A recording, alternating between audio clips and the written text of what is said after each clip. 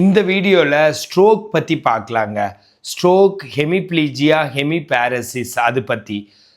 பக்கவாதம் வந்துடுது இல்லைங்க, அதுக்கு என்ன மாதிரி வார்னிங் சைன்ஸ் எல்லாம் வரும் அண்ட் அதுக்கான காரணங்கள் என்ன, அது எப்படி நம்ம க்யூர் பண்ண முடியும், அறிகுறி, காரணம், நிவாரணம், இந்த மூணும் இந்த வீடியோவில் பார்க்கலாம். இது ஒரு முக்கியமான வீடியோ ஸ்ட்ரோக்குங்கிறது. நீங்கள் கடைசி வரைக்கும் வாட்ச் பண்ணுங்கள். இது ஒரு ஸ்ட்ரோக்குங்கிறது ஒரு அவசர மருத்துவ நிலையாக இருக்குது. வந்துச்சுன்னா உடனே ஆம்புலன்ஸ் வச்சு ஹாஸ்பிட்டலுக்கு போக வேண்டியதாக இருக்குது.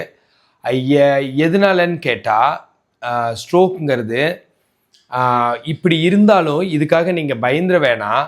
சரியான நாலேஜ் இருந்து அதை கரெக்டான நடவடிக்கையும் எடுத்துட்டா இதை தவிர்க்கலாம், வராமல் கூட தவிர்க்கலாம், சமாளிக்கலாம். சில நேரத்தில் அதிலிருந்து மீட்டெடுத்துவும் கொண்டு வந்துடலாம். சரிங்களா? அப்படியே வந்துருச்சுன்னா அதுக்கப்புறம் எக்ஸசைஸ் பண்ணி கூட நார்மல் பண்ணுறதுக்கான வாய்ப்பு மிக அதிகமாக இருக்குது. ஓகேங்களா? ஸ்ட்ரோக்குங்கிறது என்னென்னா, மூளைக்கு போகிற நரம்பு இருக்குல்லங்க, மூளைக்கு போகிற ரத்த ஓட்டம் அது தடைப்பட்டுறது இல்லைன்னா குறையிறது. அதனால் வருது. இதனால் என்ன ஆகுதுன்னா, மூளைக்கு உள்ளே இருக்கிற செல்ஸ் ஆக்சிஜன் இல்லாமல் செத்து போயிடுது. அதுதான் ஸ்ட்ரோக்கு. அப்போ 2 டைப் ஆஃப் ஸ்ட்ரோக் இருக்குங்க. ஒன்று இஸ்கீமிக் ஸ்ட்ரோக், அப்படின்னா பிளாக்கேஜ்னால, ஒரு பிளட் கிளாட்னால வர்றது. இன்னொன்று ஹெமரேஜிக் ஸ்ட்ரோக், அப்படின்னா ஒரு ரத்தத்தில், மூளையில் ரத்த கசிவுனால வர்றது. இப்போது இதை தவிர இன்னொன்று இருக்குங்க, மினி ஸ்ட்ரோக்கு, ஒரு மைல்டாக போகிற ஸ்ட்ரோக். அதுக்கு பேர் TIA, டிரான்சியன்ட் இஸ்கீமிக் அட்டாக். மைல்டாக வந்த உடனே போயிடும், தெரியாது. சில மாதம் கழித்து தான் அவங்களுக்கு ஏதோ ஒன்று, நம்மளோட கை காலெல்லாம் கொஞ்சம் வீக்காக இருக்கே அப்படின்னு சொல்லி ஃபீல் பண்ணுவாங்க.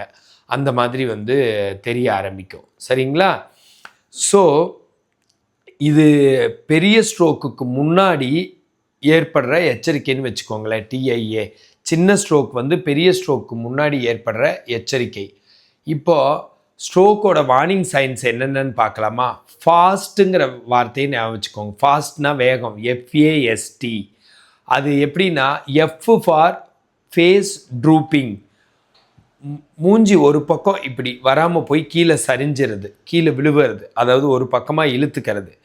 அண்டு ஃபாஸ்டில் என்னென்னா ஆர்ம் வீக்னஸ், அப்படின்னா கை மற்றும் கால்களில் பலவீனம் வந்துடுது.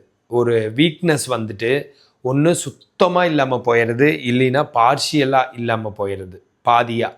அப்புறம் ஃபாஸ்டில் FAS, எஸ்னா ஸ்பீச் டிஃபிகல்ட்டி, பேச்சு வழுக்கிறது, இல்லைன்னா பேச்சு கஷ்டமாயிருது. இது இதனோட இது. அதுலேயும் லெஃப்ட் சைடு வராமல் போச்சுன்னா ஸ்பீச்சு கொஞ்சமாச்சும் வர்றதுக்கு வாய்ப்பு இருக்குது. ரைட் சைடு வராமல் போச்சுன்னா ஸ்பீச்சு சுத்தமாக வராது. ஏன்னா லெஃப்டில் அஃபெக்ட் ஆச்சுன்னா ரைட் வராமல் போகுது லெஃப்ட் பிரெயினில், ரைட் பிரெயினில் அஃபெக்ட் ஆச்சுன்னா லெஃப்ட் வராமல் போகுது. இதில் லெஃப்ட் பிரெயினில் புரோக்காஸ் ஏரியான்னு ஸ்பீச்சை கண்ட்ரோல் பண்ணுற ஏரியா இருக்குது. அதனால லெஃப்ட் பிரெயினில் ஆகிறப்போ ரைட் சைடு வராமல் போயிட்டு அதே சமயத்தில் ஸ்பீச்சும் அஃபெக்ட் ஆயிடுது. ஸோ இதுதான் ரைட்டுக்கும் லெஃப்ட்டுக்கும் வித்தியாசம். ரைட் சைடு அஃபெக்ட் ஆனால் ஸ்பீச் அதிகமாக அஃபெக்ட் ஆயிடுது, பேச்சு. இதே லெஃப்ட் சைடில் அஃபெக்ட் ஆனால் பேச்சு அந்தளவுக்கு அஃபெக்ட் ஆகிறதில்ல. ஓகேங்களா? அப்புறம் டீனா என்னென்னா, டைம் டு கால் ஆம்புலன்ஸ், உடனே ஆம்புலன்ஸை அழைக்கணும். இதுதாங்க ஃபாஸ்ட்டு. இதனோட ஃபாஸ்ட்டுங்கிற வார்த்தையை வச்சு இது வார்னிங் சைன்ஸை எல்லாம் நீங்கள் ஞாபகம் வச்சுக்கலாம். அப்புறம் மற்ற அறிகுறி என்னென்னா, தலை சுற்றுறது, பேலன்ஸ் இல்லாமல் போகிறது, சமநிலை இழப்பு, அப்புறம் ஒரு சிவியர் ஹெட்டேக்கு, அதாவது கடுமையான தலைவலி, அப்புறம் பார்வை மங்க ஆரம்பிச்சிடும், பார்வை மங்கல், இதெல்லாம் இருக்குன்னு வச்சுக்கோங்களேன். அப்புறம் இதனோட காசஸ் அண்டு காரணம் அண்ட் ரிஸ்க் ஃபேக்டர்ஸை பற்றி பார்க்கலாங்க. காரணம் அண்ட் ரிஸ்க் ஃபேக்டர்ஸ் என்னென்னா, நல்லா தெரிஞ்சுக்கோங்க. ஸ்ட்ரோக்கு ஹை பிபி அதுதான் நம்பர் 1 காரணமாக இருக்குது. ஹை பிபி, உயர் ரத்த அழுத்தம், சரிங்களா? அது நம்பர் 1 காரணமாக இருக்குது. 2வது டயபெட்டிஸ், நீரிழிவு நோய், சுகர் சொல்கிறோம்ல, அது 2வது பெரிய காரணமாக இருக்குது. 3வது புகைப்பிடித்தல், ஸ்மோக்கிங் ஹேபிட் காரணமாக இருக்குது. 4வது அதிகமான கொழுப்பு, ஹை கொலஸ்ட்ரால், அதுலேயும் கெட்ட கொலஸ்ட்ரால், எல்டிஎல், விஎல்டிஎல், ட்ரைகிளிசரைட்ஸ் இதெல்லாம் அதிகமாக இருக்கிறது. 5வது அதிகமான உடல் பருமன், நல்ல ஒபிசிட்டி, நல்லா ரொம்ப வெயிட்டாக இருக்கிறாங்கள அதுவாக இருக்குது. 6வது என்னன்னு கேட்டால் உடற்பயிற்சி இல்லாத செடன்ட்ரி வாழ்க்கை, உடற்பயிற்சி இல்லாத வாழ்க்கை இல்லை டூ மச் உடற்பயிற்சி, டூ மச் ஃபிசிக்கல் ஒர்க்கு, அதுவும் காரணமாக இருக்குது. அடுத்தது என்னன்னு கேட்டால் ஸ்ட்ரெஸ் அண்ட் அன்ஹெல்தி டயட்டு, அதாவது மன அழுத்தம், தவறான உணவு பழக்க வழக்கம் ஒரு மெயினான காரணமாக இருக்குது.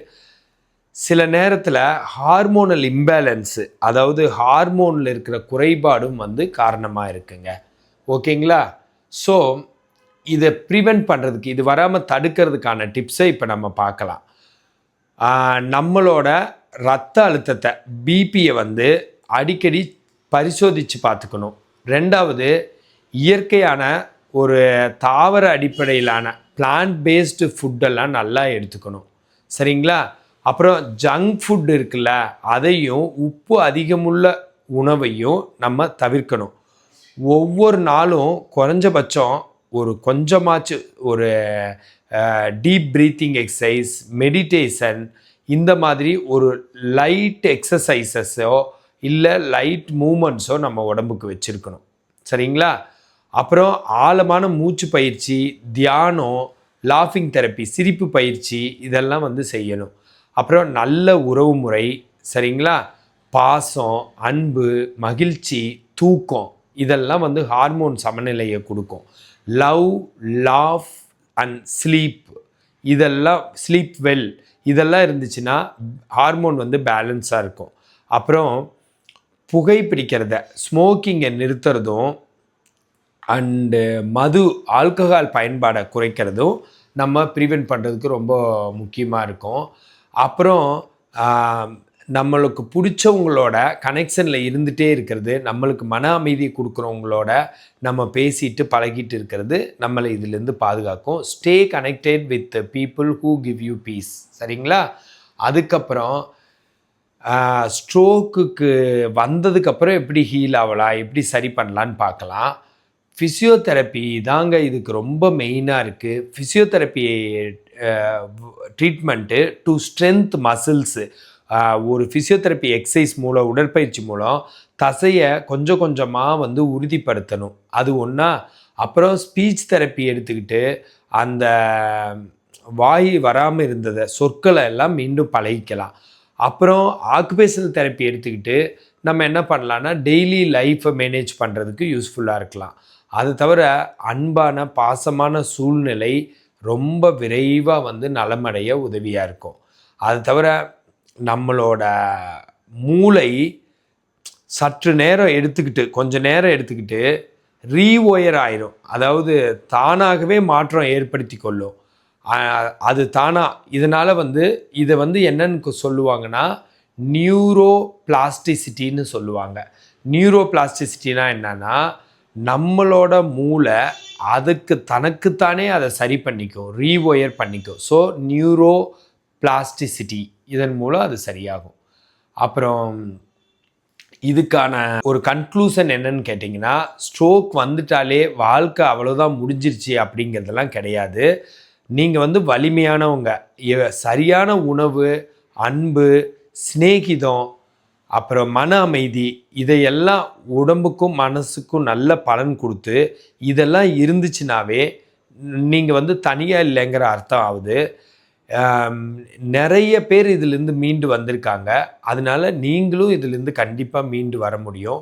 Millions have recovered and you can also can recover. ஓகேவா?